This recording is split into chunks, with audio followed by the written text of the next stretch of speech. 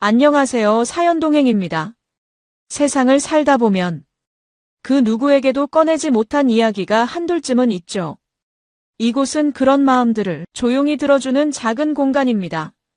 구독은 공짜지만 그 마음은 참 귀하고 고맙습니다. 구독해주신다면 큰 힘이 될 거예요. 자, 그럼 오늘의 사연 시작합니다. 안녕하세요. 먼저 말씀드릴 게 있는데 제가 오늘 들려드릴 이야기는 실제로 제가 겪은 사연입니다. 다만 개인정보 보호를 위해서 이름이나 직업, 나이, 지역 등은 모두 각색되었으니 혹시 비슷한 분이 계시더라도 오해하지 마시기 바랍니다. 제 이름은 박성호라고 합니다. 올해 45살이고 작은 무역업체를 운영하고 있습니다. 아니, 운영하고 있었다고 말하는 게 맞겠네요. 지금은 많이 어려워진 상황이거든요. 아내는 김민정이라고 해요. 39살이고 시내 한복판에 있는 패션 편집숍에서 매니저로 일하고 있습니다. 몇 년 전까지만 해도 저희 부부는 정말 행복했습니다. 제 사업도 나름 잘 되는 편이었고 아내와 함께 미래를 그려보며 꿈을 키워나갔죠. 그런데 코로나가 터지면서부터 모든 게 흔들리기 시작했어요.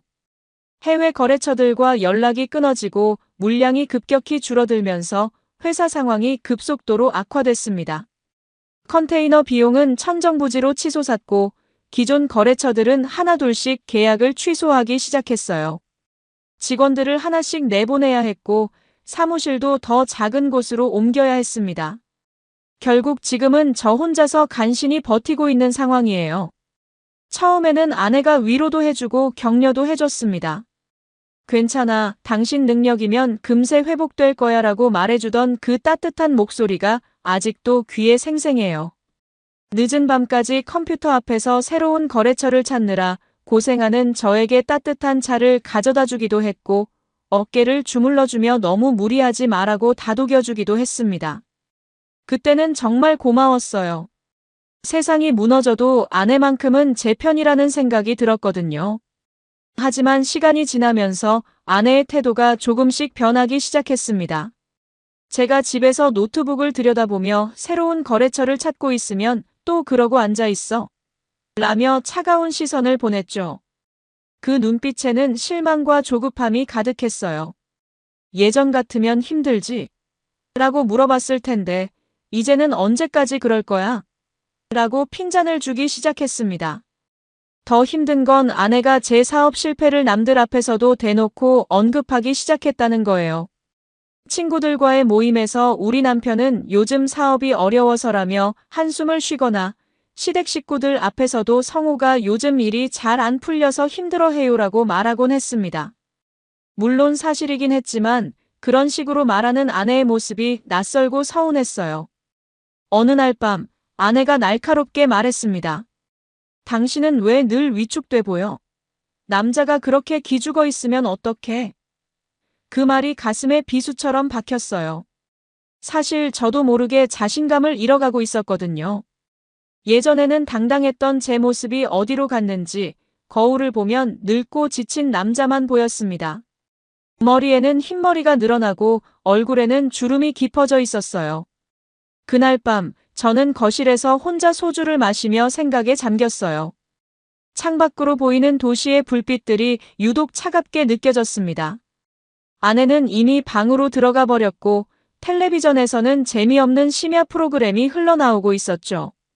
광고에서는 성공한 사업가들이 웃으며 자신들의 성공담을 늘어놓고 있었는데 그게 더욱 비참하게 느껴졌어요. 그 순간 문득 우리 부부 사이에 균열이 생기기 시작했다는 걸 느꼈어요.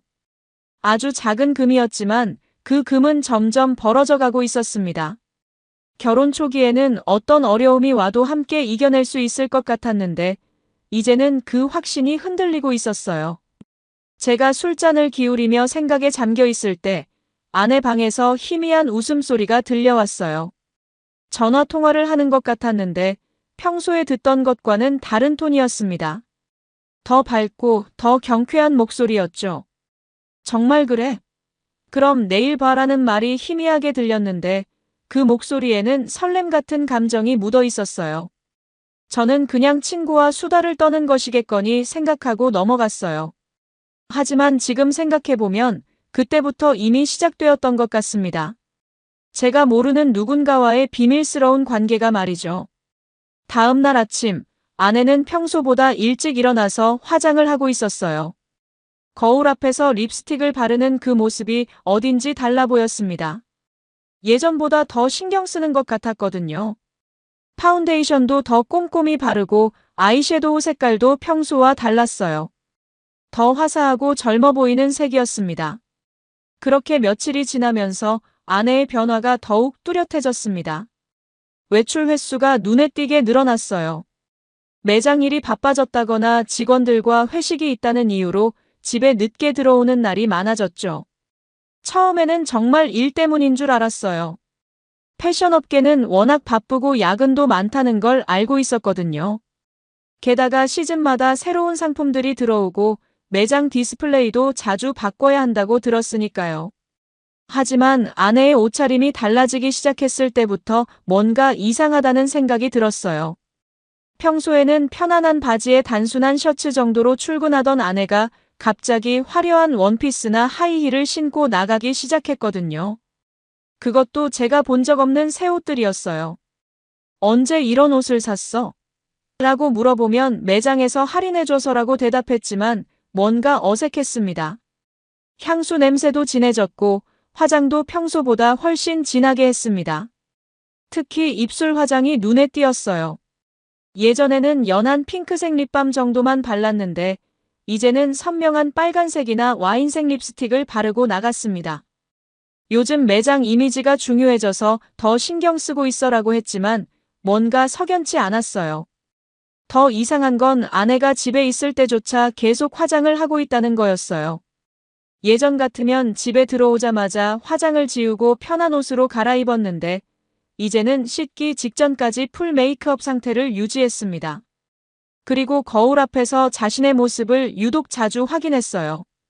각도를 바꿔가며 자신을 바라보는 모습이 마치 누군가에게 보여줄 준비를 하는 것 같았습니다.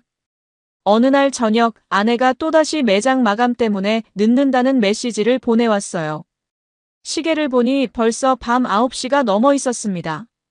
평소 같으면 7시면 문을 닫는 매장인데 말이죠.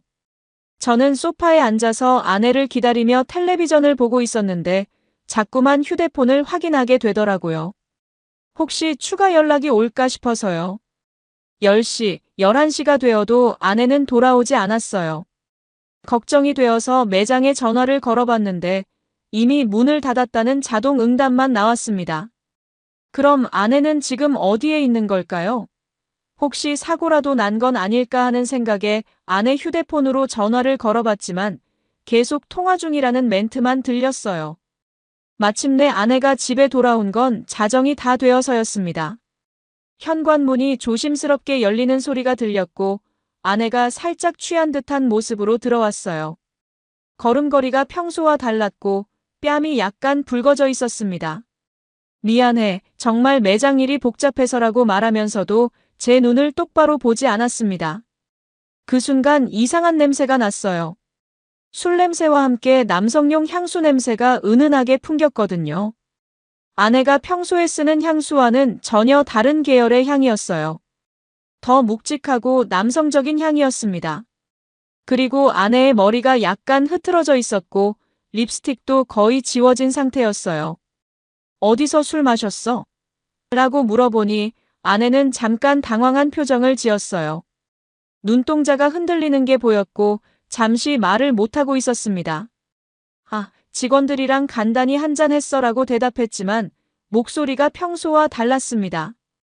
약간 떨리는 것 같기도 하고 어딘지 어색했어요. 그리고 평소 같으면 어떤 직원과 어디서 마셨는지 자세히 얘기해 주는데 그날은 그냥 대충 넘어가려고 하더라고요. 저는 그냥 고생했어라고 말하고 더 이상 묻지 않았습니다.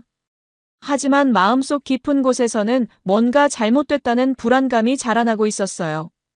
직감적으로 느끼는 거였는데 뭔가 숨기는 게 있다는 생각이 들었습니다. 그 다음 주부터는 아내의 패턴이 완전히 바뀌었습니다. 주말에도 매장에 나가야 한다며 집을 비우는 일이 잦아졌고 평일에는 거의 매일 늦게 들어왔어요. 그러면서도 집에서는 예전보다 더 차갑게 굴었습니다. 제가 말을 걸어도 시큰둥하게 대답하거나 아예 휴대폰만 들여다보고 있었죠. 가장 이상했던 건 아내가 휴대폰에 집착하기 시작했다는 거예요. 예전에는 식탁에 아무렇게나 놔두던 휴대폰을 이제는 항상 손에 들고 다녔어요. 화장실에 갈 때도 샤워할 때도 가져갔습니다. 심지어 잠들 때도 베개 밑에 숨겨놓았어요. 그리고 가끔 메시지가 오면 얼굴에 미소를 띠곤 했는데 그 미소는 제게 보여주던 것과는 전혀 다른 종류의 미소였어요. 더 밝고 더 생기 넘치는 그런 미소 말이죠. 또 하나 이상한 건 아내가 갑자기 다이어트를 시작했다는 거예요. 원래도 날씬한 편이었는데 더 빼겠다며 운동을 하기 시작했어요. 유튜브를 보며 홈트레이닝을 하고 식단도 엄격하게 관리했습니다. 건강해지고 싶어서라고 했지만 뭔가 다른 목적이 있는 것 같았어요. 저는 점점 혼자만의 시간이 늘어갔습니다. 아내가 없는 집에서 혼자 저녁을 먹고 혼자 텔레비전을 보며 시간을 보냈어요. 사업 때문에 스트레스도 많았는데 아내마저 이상해지니까 정말 막막했습니다. 그럴 때마다 소주 한 병을 꺼내서 혼자 마시곤 했어요. 그런 날들이 계속되던 어느 늦은 밤이었어요. 아내는 또다시 야근한다며 집에 들어오지 않았고 저는 평소처럼 거실에서 혼자 술을 마시고 있었습니다. 밤 11시쯤 되었을까요? 갑자기 제 휴대폰이 울렸어요. 모르는 번호였는데 이런 늦은 시간에 누가 전화를 할까 싶어서 받아봤습니다. 여보세요? 제가 말하자 여성의 목소리가 들려왔어요. 목소리가 좀 떨리고 있었는데 뭔가 울먹이는 것 같기도 했습니다. 안녕하세요. 혹시 박성호 씨 맞나요? 네, 맞는데요. 누구시죠? 잠시 침묵이 흐른 후 그 여성이 작은 목소리로 말했습니다. 저는 한지영이라고 합니다. 오늘 밤 저 정말 외로워요. 순간 뭔가 이상한 전화인가 싶었는데 그 여성이 계속 말을 이어갔어요. 목소리에서 절망감이 느껴졌습니다. 죄송해요. 갑자기 이런 전화를 드려서. 하지만 꼭 말씀드릴 게 있어요. 제 남편이 지금 민정 씨와 함께 있어요. 그 순간 머리가 하얘졌습니다. 민정은 제 아내 이름이거든요. 손에 들고 있던 소주잔이 떨어질 뻔했어요. 뭐라고요? 그게 무슨 말씀이세요? 제가 다시 물어보자 그 여성이 깊은 한숨을 쉬며 말했어요. 저희 남편들 바람을 피우고 있어요. 불륜 관계입니다. 그 말을 듣는 순간 온몸이 얼어붙는 느낌이었어요. 지금까지 품고 있던 의심이 현실이 된 순간이었습니다. 전화기 너머로 그 여성의 흐느끼는 소리가 들렸어요. 저도 며칠 전에 알게 됐어요. 제 남편 최도혁이 누군가와 바람을 피우고 있다는 걸. 그런데 그 상대가 민정 씨더라고요. 지영 씨는 떨리는 목소리로 자신이 어떻게 알게 되었는지 설명해 줬습니다. 남편이 평소보다 늦게 들어오는 날이 많아졌어요. 골프 레슨이 늘어났다고 하면서요. 그런데 어느 날 남편이 샤워하러 간 사이에 휴대폰에 메시지가 왔는데 화면에 사랑해라는 글이 떠 있더라고요. 발신자가 민정이었어요. 지영 씨의 목소리가 더욱 떨렸습니다. 그 후 지영 씨는 남편의 휴대폰을 몰래 확인해 봤다고 했어요. 그리고 그 안에서 충격적인 메시지들을 발견했다는 거였습니다. 정말 차마 말하기도 어려운 내용들이었어요. 서로 사랑한다는 말들, 만날 약속들, 그리고 지영 씨가 말을 멈췄습니다. 더 노골적인 내용들도 있었어요. 저는 주먹을 꽉 쥐었습니다. 분노와 배신감이 동시에 밀려왔어요. 지금까지의 의심들이 모두 현실이었다는 걸 알게 된 순간이었습니다. 그래서 제 번호를 어떻게 알게 되신 거예요? 남편 휴대폰에 민정 남편이라고 저장되어 있더라고요. 아마 혹시 모를 상황을 대비해서 저장해둔 것 같아요. 지영 씨의 말에 소름이 돋았습니다. 그들이 얼마나 치밀하게 불륜을 저지르고 있었는지 알 수 있었거든요. 심지어 우리 같은 배우자들까지 고려해서 준비를 해둔 거였어요. 얼마나 오랫동안 계획적으로 해온 일인지 가늠이 안 됐습니다. 저희 같이 만나서 이야기해 볼 수 있을까요? 저도 너무 혼란스럽고 같은 처지인 것 같아서요. 지영 씨의 말에 저는 잠시 망설였어요. 하지만 지금 상황에서는 진실을 정확히 알아야겠다는 생각이 들었습니다. 어디서 만날까요? 1시간 후, 저희는 24시간 영업하는 작은 주점에서 만났어요. 지영 씨는 42살 정도로 보이는 여성이었는데 학원에서 강사로 일한다고 했어요. 첫인상은 차분하고 지적인 느낌이었는데 자세히 보니 눈이 많이 부어 있었어요. 울었던 흔적이 역력했죠. 화장으로 가리려고 했지만 완전히 숨겨지지는 않았어요. 정말 죄송해요. 이렇게 갑자기 연락드려서. 지영 씨가 먼저 사과했어요. 목소리가 여전히 떨리고 있었습니다. 아니에요. 오히려 연락해 주셔서 고마워요. 저도 뭔가 이상하다는 생각은 하고 있었거든요. 저희는 서로의 상황을 천천히 이야기하기 시작했습니다.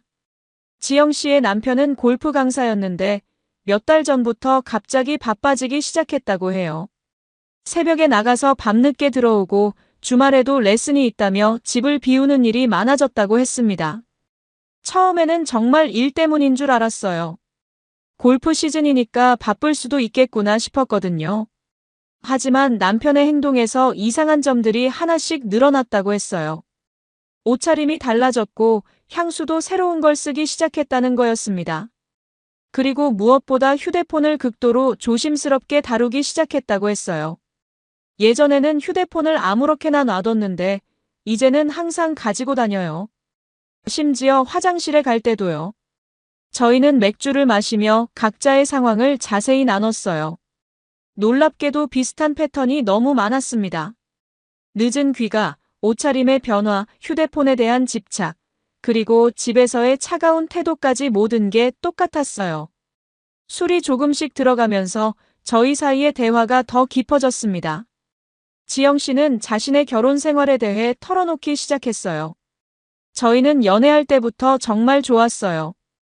남편이 골프 강사라는 직업 때문에 처음에는 부모님이 반대하셨지만 성실하고 책임감 있는 사람이라고 설득했거든요. 지영 씨의 목소리에 그리움이 묻어 있었어요. 결혼 후에도 남편은 정말 좋은 사람이었어요. 제가 학원 일로 늦을 때도 이해해주고 집안일도 도와주고 저는 정말 행복했어요. 그런데 언제부터인가 남편이 변하기 시작했다고 했습니다. 처음에는 사업이 잘 되어서 바빠지는 건가 싶었어요. 골프 레슨 요청이 많아졌다고 하니까요. 지영 씨는 눈물을 글썽이며 계속 말했어요. 제가 뭔가 잘못한 게 있나 싶어서 더 잘해주려고 노력했어요. 남편이 좋아하는 음식도 더 자주 해주고 골프에 관심을 보이려고 골프 레슨도 받기 시작했거든요. 그 모습이 너무 안쓰러웠어요. 저 역시 비슷한 마음이었거든요.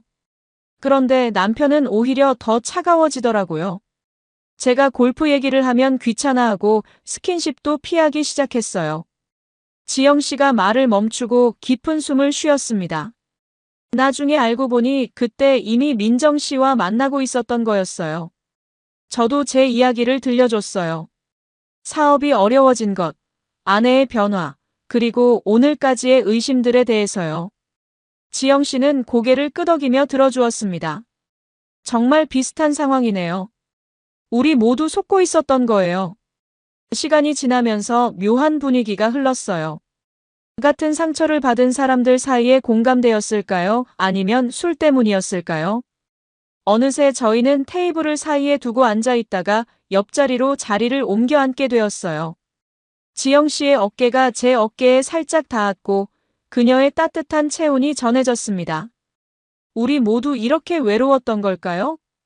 지영 씨가 작은 목소리로 말했어요. 그 말이 제 가슴을 파고들었습니다. 정말 오랫동안 이런 따뜻함을 느끼지 못했거든요. 아내와는 언제부터인가 스킨십도 줄어들었고 진심 어린 대화도 없었어요. 그런데 지영 씨와는 몇 시간 만에 이렇게 깊은 얘기를 나누고 있는 거였어요. 주점에서 흘러나오는 잔잔한 음악이 분위기를 더욱 부드럽게 만들었습니다. 어느새 지영 씨의 어깨에 제 손이 올라가 있었고 그녀도 자연스럽게 제게 몸을 맡기고 있었습니다. 술 기운 때문이었을까요? 아니면 정말 너무 외로웠던 걸까요? 저희는 서로를 바라보며 점점 얼굴을 가까이 했어요. 지영 씨의 눈동자가 촉촉하게 빛나고 있었어요. 그 눈 속에는 슬픔과 외로움, 그리고 묘한 기대감이 섞여 있었습니다. 제 마음도 복잡했어요. 분노와 배신감, 그리고 지금 이 순간의 따뜻함이 뒤섞여 있었거든요. 그 순간 지영 씨의 입술이 바로 앞에 보였어요. 살짝 떨리고 있었지만 거부하는 기색은 없었습니다. 오히려 눈을 살짝 감으며 기다리는 것 같았어요. 저도 모르게 눈을 감으려는 순간이었어요. 갑자기 정신이 번쩍 들었습니다. 아니야, 이러면 안 돼. 제가 급하게 몸을 뒤로 빼며 말했어요. 죄송해요. 우린 아직 이러면 안 됩니다. 지영 씨도 당황한 듯 보였지만 곧 이해한다는 듯이 고개를 끄덕였어요. 맞아요. 우리가 그들과 똑같아지면 안 되죠. 그 말이 정답이었어요. 아무리 외롭고 화가 나도 우리까지 잘못된 길로 빠져서는 안 됐습니다. 그러면 우리도 그들과 다를 바 없는 사람이 되는 거였어요. 하지만 그 순간의 감정은 쉽게 지워지지 않았어요. 서로의 손을 천천히 놓으면서도 왠지 아쉬운 기분이 들었습니다. 내일 다시 만나서 이야기해요. 좀 더 냉정하게 생각해보고. 지영 씨가 말했어요. 목소리가 여전히 떨리고 있었지만 이성을 되찾은 것 같았습니다. 네, 그렇게 해요. 먼저 확실한 증거를 찾아야겠어요. 그렇게 저희는 그날 밤을 마무리했습니다. 집으로 돌아가는 길에 머릿속이 복잡했어요. 아내에 대한 분노와 배신감, 그리고 지영 씨에 대한 묘한 감정이 뒤섞여 있었거든요. 한편으로는 죄책감도 들었어요. 비록 실제로는 아무 일도 일어나지 않았지만 마음속으로는 다른 여자에게 끌렸다는 사실이 부담스러웠습니다. 하지만 집에 들어와서 아내가 없는 빈 침대를 보니 다시 화가 났어요. 지금 이 시간에 아내는 어디서 뭘 하고 있는 건지 정말 궁금했습니다. 그리고 더 이상 모른 척하고 있을 수는 없다는 생각이 들었어요. 다음 날, 저는 확실한 증거를 찾기로 결심했어요. 지영 씨의 말만으로는 부족했고 직접 눈으로 확인해야겠다는 생각이 들었습니다. 아내가 평소처럼 매장에 간다며 나간 후 저도 몰래 따라 나섰습니다. 아내의 차를 멀찍이 따라가며 어디로 가는지 확인해 봤어요. 처음에는 정말 매장으로 가는 줄 알았는데 중간에 방향을 바꾸더라고요. 시내 중심가를 벗어나서 신시가지 쪽으로 향했습니다. 제 심장이 빨리 뛰기 시작했어요. 아내가 도착한 곳은 신축 오피스텔이었어요. 고급스러운 외관의 건물이었는데 주변에는 카페나 레스토랑들이 많았습니다. 아내는 주차장에 차를 세우고 조심스럽게 건물 안으로 들어갔어요. 그 모습을 보는 제 마음은 정말 찢어질 것 같았습니다. 약 10분 정도 후에 한 남자가 나타났어요. 키가 크고 운동을 많이 한 듯한 체격의 남자였는데 골프웨어를 입고 있었습니다. 아마 지영 씨 남편인 최도혁인 것 같았어요. 그는 여유롭게 걸어 들어가더니 로비에서 아내를 만났습니다. 두 사람이 만나는 모습을 보는 순간 정말 충격이었어요. 아내가 그 남자를 보며 밝게 웃는 모습, 그리고 남자가 아내의 허리에 자연스럽게 손을 올리는 모습까지 모든 게 너무나 자연스러웠습니다. 마치 연인처럼 다정했어요. 두 사람은 로비에서 짧게 이야기를 나눈 후 엘리베이터로 향했습니다. 그들이 사라진 후 저는 차 안에서 어떻게 해야 할지 몰라 하며 기다렸어요. 마음은 복잡했지만 확실한 증거를 잡기 위해서는 끝까지 지켜봐야 했습니다. 시간이 정말 천천히 흘러가는 것 같았어요. 2시간 정도 후에 그들이 다시 나타났어요. 아내의 머리는 조금 흐트러져 있었고 옷도 구겨진 상태였습니다. 더 충격적인 건 그들이 입구에서 키스를 하는 모습이었어요. 길고 진한 키스였습니다. 마치 오랜 연인들처럼 자연스럽고 애정 어린 모습이었어요.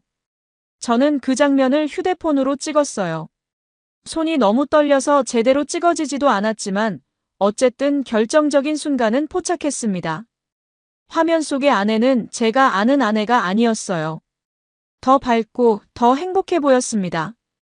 다른 남자와 함께 있을 때의 그 표정을 본 적이 없었거든요. 그들이 각자의 차로 헤어진 후 저는 한참 동안 차 안에서 멍하니 앉아 있었어요. 머릿속이 하얘졌고 뭘 어떻게 해야 할지 모르겠더라고요. 지금까지의 의심이 모두 현실이었다는 걸 직접 눈으로 확인한 순간이었습니다.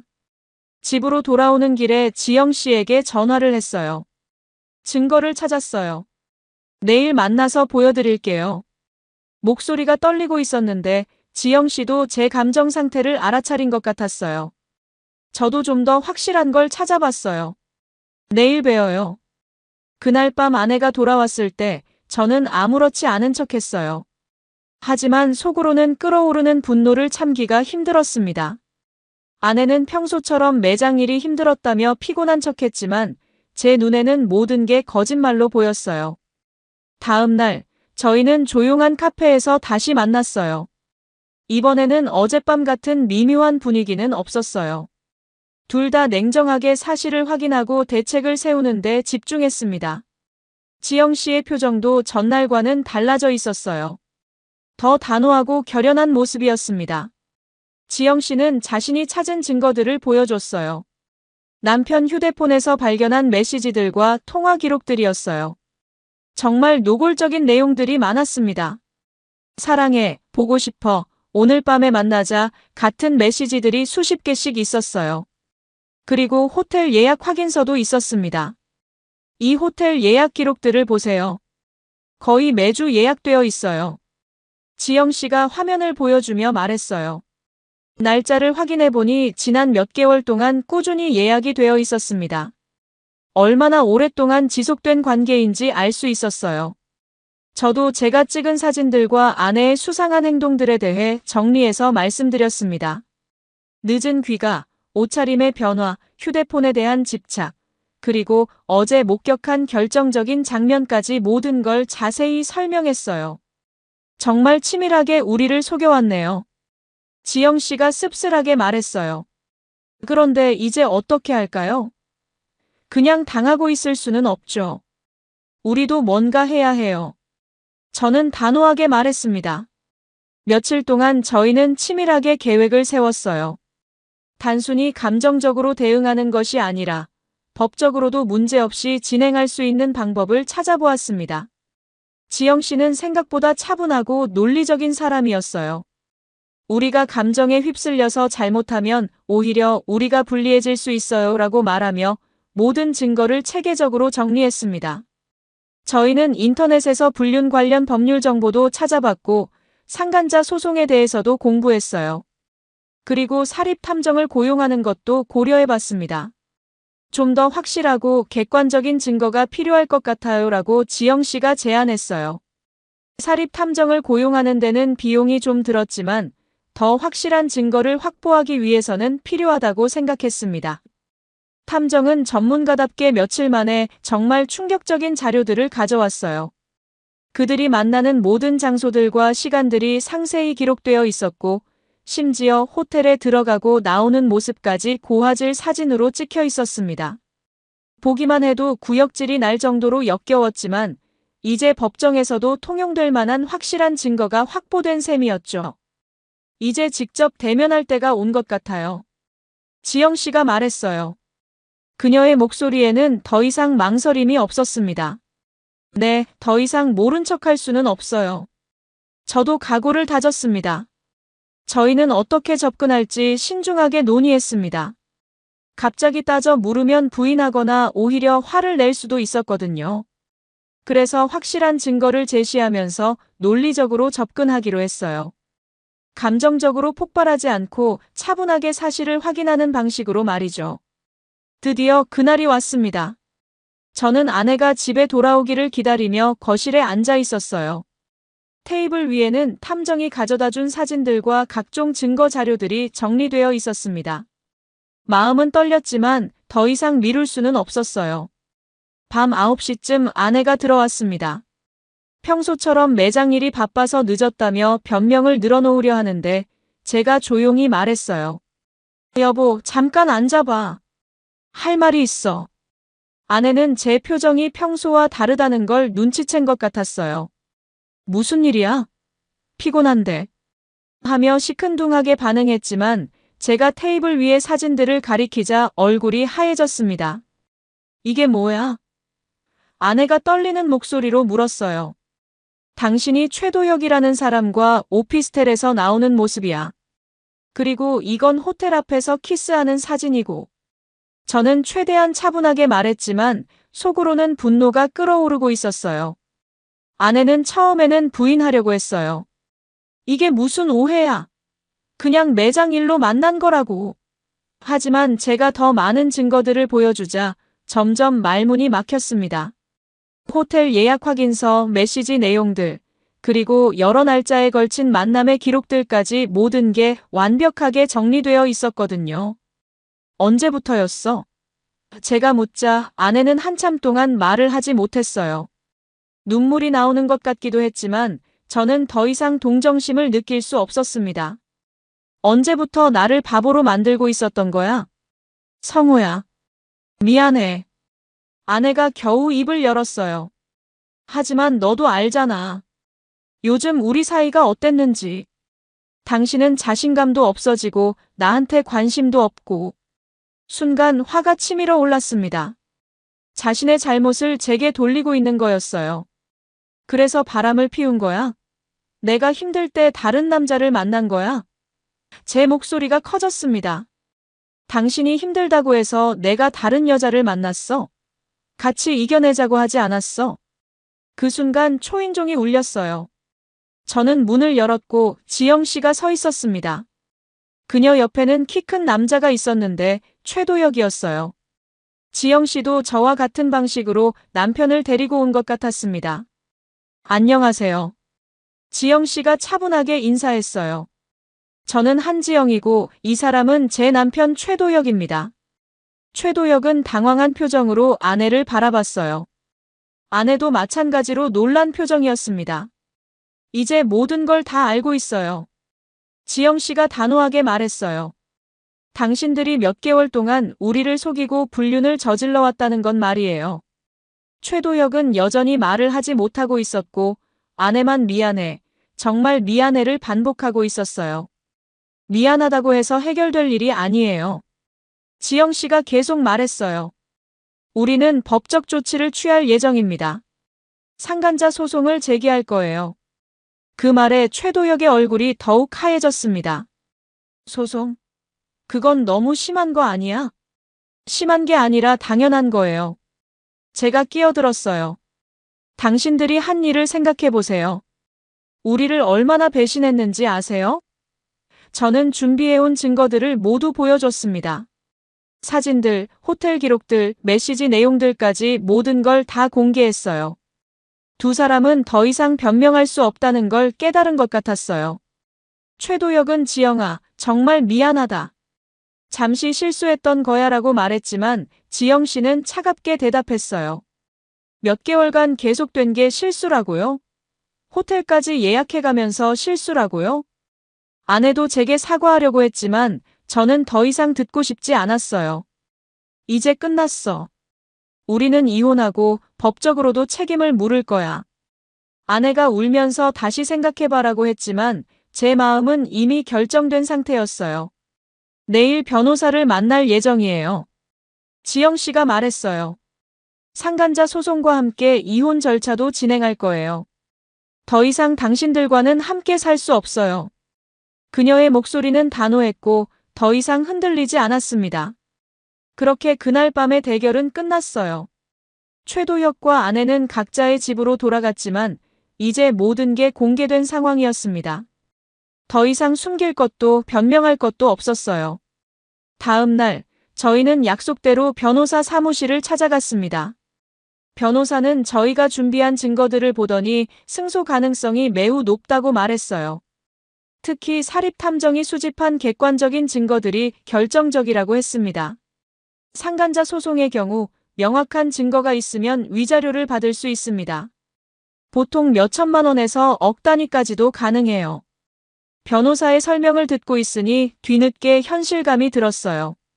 정말로 법정에서 싸우게 되는 거구나 하는 생각이 들었습니다. 소송 준비를 하는 동안 아내와 최도혁의 반응도 재미있었어요.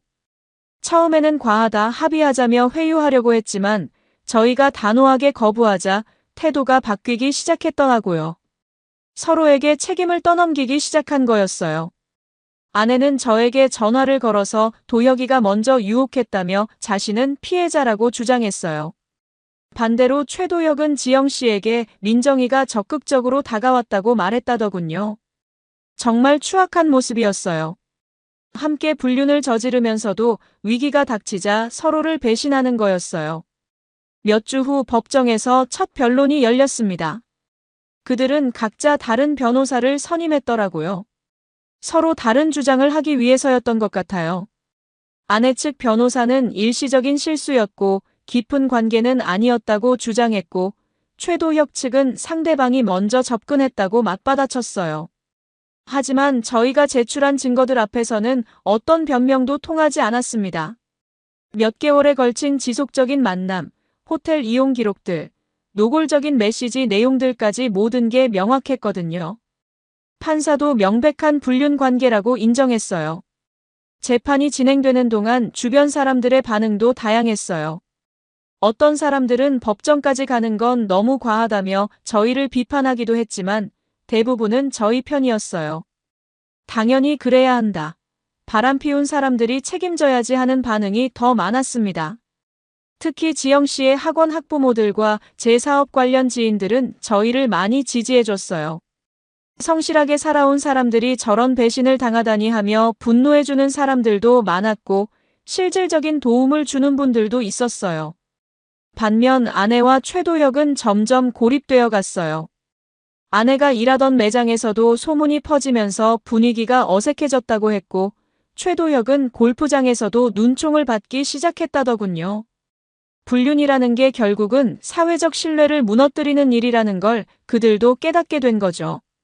몇 차례 변론을 거친 후 드디어 판결이 나왔습니다. 법원은 저희의 손을 들어줬어요. 아내와 최도혁에게 각각 5천만 원씩의 위자료를 지급하라는 판결이었습니다. 또한 이혼도 인정되어 재산 분할과 위자료까지 추가로 받을 수 있게 되었어요. 판결문을 받아든 순간의 기분은 복잡했어요. 승리의 기쁨도 있었지만 동시에 허무함도 느껴졌습니다. 결혼 생활이 이렇게 법정에서 끝나게 될 줄은 몰랐거든요. 하지만 적어도 정의는 구현된 것 같아서 만족스러웠어요. 아내와 최도혁은 판결에 불복해서 항소하려고 했지만 변호사들이 승소 가능성이 희박하다며 만류했다고 해요. 결국 그들은 판결을 받아들일 수밖에 없었습니다. 위자료를 받는 과정도 순탄하지는 않았어요. 아내는 돈이 없다며 지급을 미루려고 했고 최도혁도 비슷한 반응이었어요. 하지만 법원의 강제 집행을 통해 결국 돈을 받을 수 있었습니다. 그들의 계좌와 재산을 압류해서 위자료를 받아낸 거였어요. 그 과정에서 더욱 추악한 모습들이 드러났어요. 아내는 제가 받을 재산 분할금을 줄이기 위해 몰래 돈을 빼돌리려고 했고, 최도혁은 아예 골프장을 그만두고 잠적해버렸어요. 하지만 저희 변호사가 미리 재산 보전 신청을 해둔 덕분에 그들의 꼼수는 통하지 않았습니다. 더 웃긴 건 그들이 서로를 원망하기 시작했다는 거예요. 아내는 도혁이 때문에 이렇게 됐다며 최도혁을 탓했고, 최도혁은 민정이가 먼저 유혹했다며 맞받아쳤어요.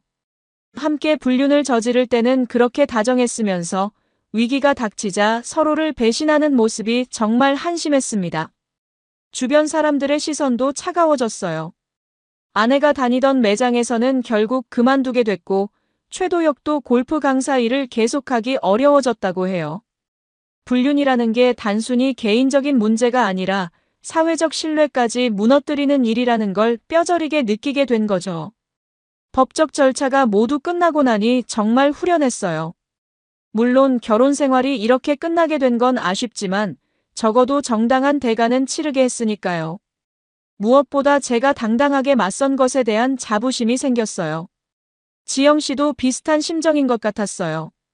처음에는 그냥 참고 넘어갈까 생각도 했는데 끝까지 싸워서 정말 다행이에요 라고 말하더라고요. 이제야 진짜 새 출발을 할 수 있을 것 같아요. 그 과정에서 저희 둘 사이에도 변화가 있었어요. 처음에는 같은 피해자라는 동질감으로 시작됐지만 함께 어려운 시간을 버텨내면서 서로에 대한 신뢰와 애정이 생겨났습니다. 하지만 성급하게 관계를 발전시키지는 않았어요. 서로 상처를 치유할 시간이 필요했거든요. 몇 달 후 모든 법적 절차가 완전히 마무리되었습니다. 이혼도 확정되었고 위자료도 모두 받았어요.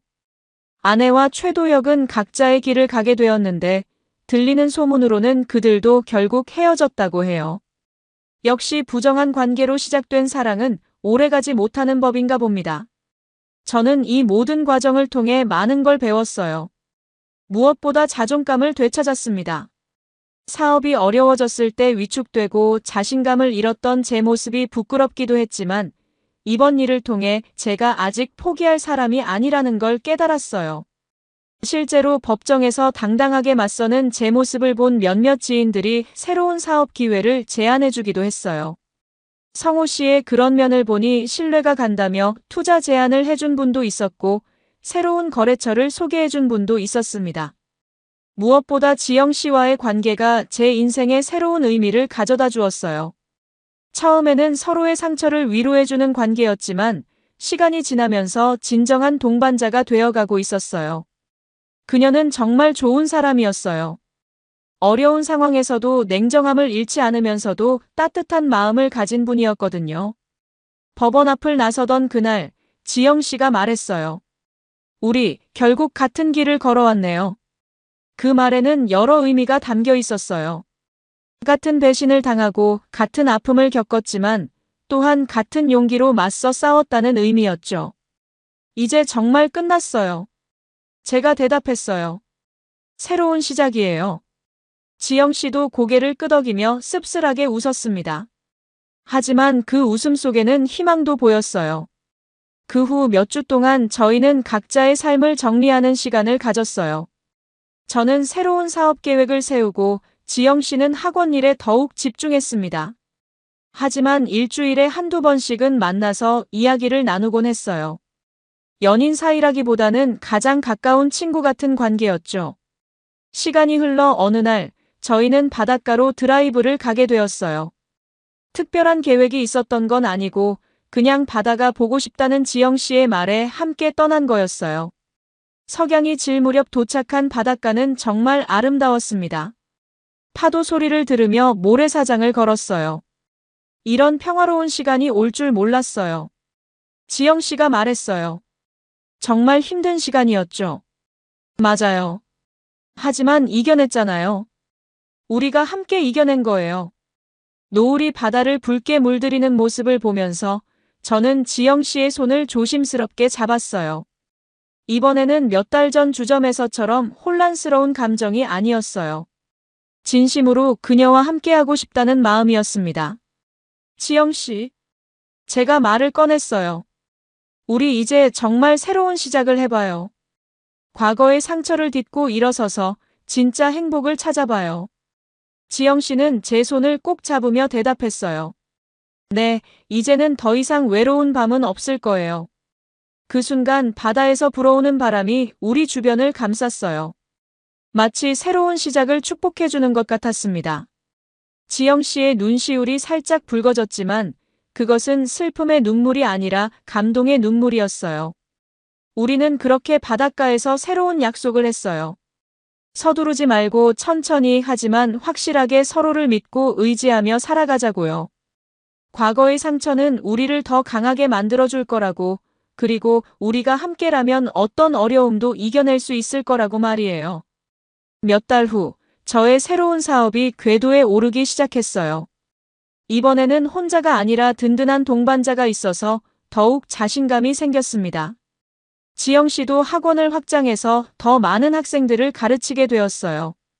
우리는 서로의 꿈을 응원해주고 힘든 일이 있을 때는 함께 이겨내는 진정한 파트너가 되었습니다. 과거의 배신과 상처가 오히려 우리를 더욱 단단하게 만들어준 것 같아요.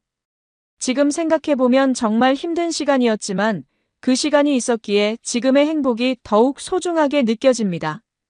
무엇보다 제가 직접 나서서 정의를 실현했다는 자부심이 있어요. 그냥 당하고만 있었다면 평생 후회했을 텐데 끝까지 싸워서 정말 다행이었습니다.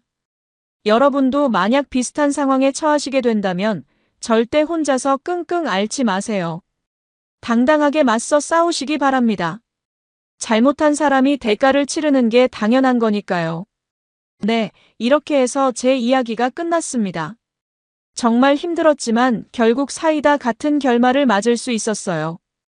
간단히 정리해드리면 사업이 어려워진 저에게 아내가 차가워지더니 골프 강사와 불륜을 저질렀어요. 상대방 아내 지영 씨와 함께 증거를 모아서 상간자 소송을 걸었고 결국 위자료 5천만 원씩 받아냈습니다. 바람핀 놈들은 서로 책임 떠넘기며 추하게 무너졌고 저와 지영 씨는 새로운 사랑을 시작하게 됐죠. 정말 힘들었지만 끝까지 싸워서 정의를 실현할 수 있었습니다. 여러분이라면 제 상황에서 어떻게 하셨을까요? 그냥 참고 넘어가셨을까요? 아니면 저처럼 끝까지 싸우셨을까요? 여러분, 오늘 사연 어떻게 들으셨나요? 지금 이 순간 무슨 생각이 드셨는지도 궁금합니다. 여러분의 소중한 생각을 댓글로 남겨주세요. 지금까지 사연동행이었습니다. 함께 해주신 모든 분들께 진심으로 마음 깊이 감사드립니다. 방송 끝나기 전에 혹시 아직 구독과 좋아요 안 누르셨다면 그 한 번의 클릭이 이 채널을 계속 이어가게 하는 큰 힘이 된답니다. 다음 사연에서 다시 인사드릴게요. 여러분 평안하세요.